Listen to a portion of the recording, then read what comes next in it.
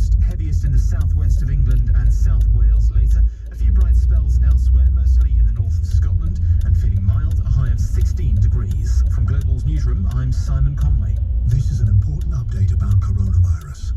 To help save lives, new national restrictions are now in place until the 2nd of December. You must stay at home. Only leave home for food, medical reasons, exercise, education, or work. You must work from home if you can and avoid travel unless essential. Go to gov.uk/coronavirus for latest guidance and exemptions. Stay alert, control the virus, save lives.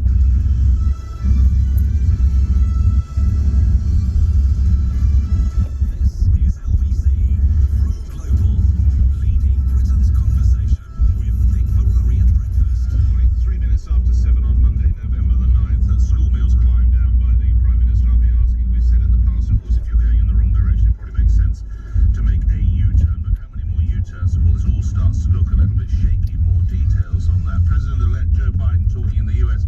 But of course, the current president is still not for moving. Shadow International Trade Secretary Emily Thornberry. The truth is that Donald Trump was always a disruptor. He always just wanted to smash things up and see what would happen next, and you just can't do that with the world order. In England, we're 1 week into that lockdown. In Wales, Wales's firebreak lockdown has come to an end, but what can people do now that they couldn't yesterday?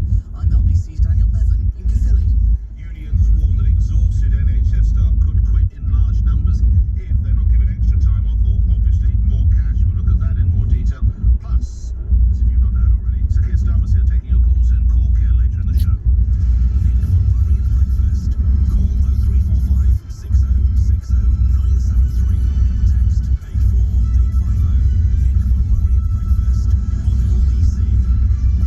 Rashford 1, Johnson 0. How many times have you heard that headline? Johnson in U-turn. How many times have I used that headline as well? Here with the background to the latest one with the rubber but still burning the tyres as he spins the vehicle round. Here, Ashwood, LBC's political editor. It's actually Marcus Rashford 2, Boris Johnson 0. Another win, Nick, for the Manchester United centre forward at the weekend. The Prime Minister agreeing to his demands for a second time, extending free school meals to the country's poorest children during the holidays through to Christmas next year. The PM phoned the footballer on Saturday evening to tell him the government would be providing an extra £400 million with a new winter grant scheme that will help 1.7 million children. Only last month, Mr Johnson had refused to provide the extra cash, insisting that the best way to help was universal credit. I haven't spoken to Marcus since June, but as I say, I think that what he's doing is terrific, and we support local councils, and indeed we fund the local councils and many of the organisations that are helping in this period. But we're also, as I said, uplifting universal credit by £1,000, and we think that is one of the best ways you can help families in this tough time. That prompted a backlash over the autumn half-term, with cafes, fish and chip shops and other small restaurants stepping in to provide food for children who otherwise would have received free school meals. Under the terms of the support agreed, there will be a fund of £170 million ring-fenced to support the neediest children through councils. There will be another £220 million for holiday and food and activity programmes, and £16 million to help food banks. Marcus Rashford said he was grateful to the PM after their phone call on Saturday. It's pretty much close to a perfect day for me, and on the phone he kept thanking me, but then in the back of my mind I'm like, it's the families that deserve the U-turn, and I actually thanked him on behalf of the families, because I know 100% they would have wanted to say thank you to him if they had the chance. The only point outstanding is that the PM will sit down for discussions with the Child Food Poverty Task Force led by the footballer, and that's going to happen shortly. Meanwhile, Dominic Raab, the Foreign Secretary, was trying to suggest the government had planned to extend the food programme all along. I think that Marcus Rashford has really shown his heart and soul, as well as being an amazing football player. I think he's stood up as a tremendous character. He had a conversation with the PM yesterday, and we pay tribute to him sharing his experience and his concerns about this. I think the point we've made all along, we all, I don't think there's any real difference here, even in the debate. We all want to look after the most vulnerable. The question is the best way to do it. Dominic Raab concluding Theo Usherwood's report. I'll turn to the senior member of one of the charities affected by this in just a moment. Let's get the political take on that, because this is what I sense perhaps you and I will discuss in more detail, bring into the conversation. Former Sun political editor, chairman of Portland Communications broadcaster George Pascoe Watson, who joins me now. George, my goodness, you've chronicled enough politicians and prime ministers down the years. Is that becoming one U-turn too many? Morning to you. Morning, Nick. I think the reality is no prime minister, no government wants to have U-turns in their headlines, but this prime minister takes the view that he's taken a right turn in the sense that, as you yourself mentioned at the top of your show this morning, Nick, that he's listened and he's making a decision. The fact is, Dominic Raab was right. I have to tell you that the government has already made all these provisions. There is a difference between Rashford asking for free meal vouchers and the prime minister's thinking actually a better way of spending this money is by giving the money directly to counties. And how does this make A little bit of dispute about spending the money. Sorry, had a bounce on the line there. I'll go again. George, how does this make Mr. Johnson look then? Are you saying this is not a position of weakness? Listen, I think it's not useful to him, and nobody really wants that kind of headline. And the reality is, we know that Boris Johnson has had a number of headlines about U-turns over the years. The way to present it is to say, I've listened, I've made a different decision, I've amended the decision, given that I'm listening to the British people, and that's the strong decision to take, actually, because most people are frightened of being humiliated by the accusation that you can't make a decision. Don't forget also, Nick, all this is happening with the background of the pandemic and Brexit as well. So you've got a government which is stretched to their very, very limits, and sometimes they think about public relations in a different way. I will say this as well, Nick. The Prime Minister is defending a very important principle, which is it is right to treat people as adults and give the money correctly to the county.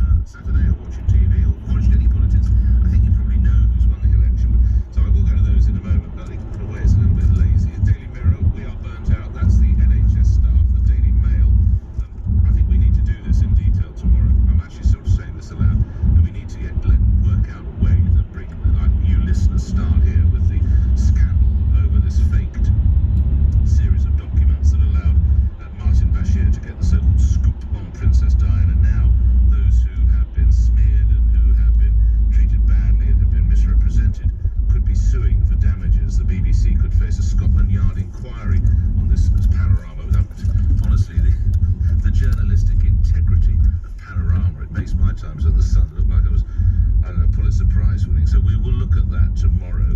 The Times, GCHQ in cyber war and anti-vax propaganda.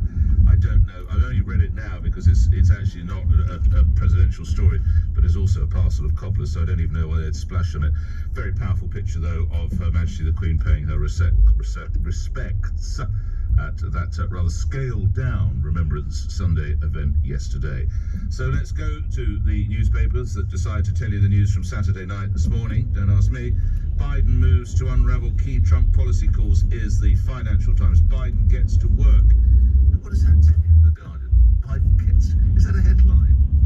That is one of those classic examples, okay, where the news tell you the bleeding obvious. Right, Biden refuses to work is a fantastic headline, or Biden shuns work, or Biden couldn't give a flying. That's a headline. Biden gets to work. How long did it take you duffers to come up with that? The Daily Telegraph, pressure